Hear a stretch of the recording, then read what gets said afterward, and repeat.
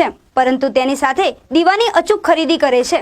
અત્યારે અત્યાધુનિક લાઇટો અને પ્લાસ્ટિકના દીવાઓ હોવા છતાં આજે પણ સમાજમાં કોડિયાનું દીવાનું મહત્વ અકબંધ છે, પરંતુ કોરોના મહામારીમાં કોડિયાને કોરોનાનું ગ્રહણ લાગ્યું છે।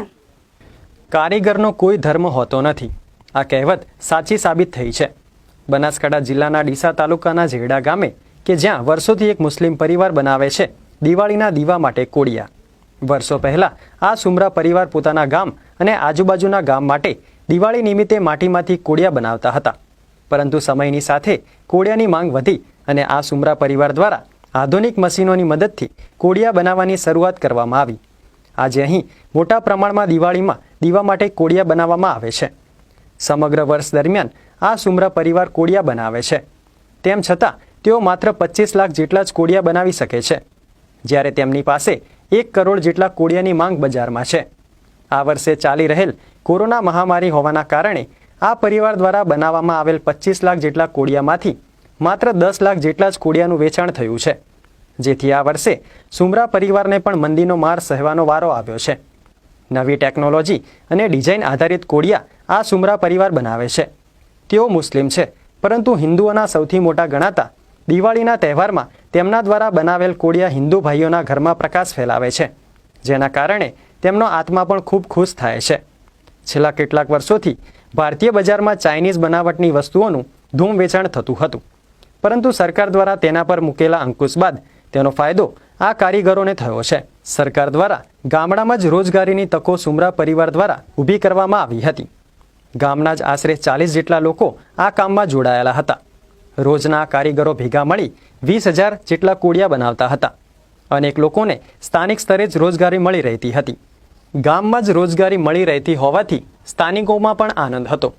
મોરબીથી આવતી લાલ માટી અને તેની સાથે તળાવની માટી મેળવી તેનું પ્રોસેસિંગ કરી તેના કોડિયા બનાવે છે, પરંતુ ચાલુ વર્ષે ચાલી રહેલ કોરોના મહામારીમાં કોડિયાની માંગ ઘટી છે, જેથી કારીગરો 40માંથી માત્ર 15 કારીગરો કરી દીધા છે। કોરોનાના કારણે સુમરા પરિવાર મુશ્કેલીમાં મુકાયો છે। ડીસા તાલુકાના ઝેરડા ગામથી વર્ષોથી રહીએ છીએ, આ માટી કામ કરીએ છીએ। છેલ્લા 40 વર્ષથી અમારા માટી કામ છે। છેલ્લા 20-22 વર્ષથી અમે કોડિયાનું કામ કરીએ છીએ। કોડિયા પણ અમારે બહુ ચાલે છે। દર વર્ષે નવી નવી પેટર્નમાં અમે બનાવીએ છીએ અને આખા ભારતમાં અમારો માલ પણ જાય છે।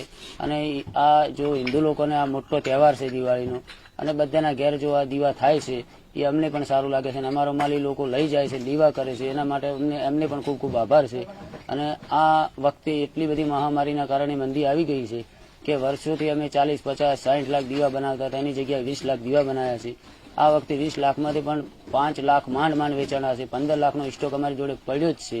તો હવે અમારે કઈ રીતે એમને પગાર આપવો કે કઈ રીતે અમારે શું કરવું એ અમે પણ બહુ ટેન્શનમાં છે। મહામારીના કારણે અમને બહુ જ મોટો ફટકો પડી ગયો।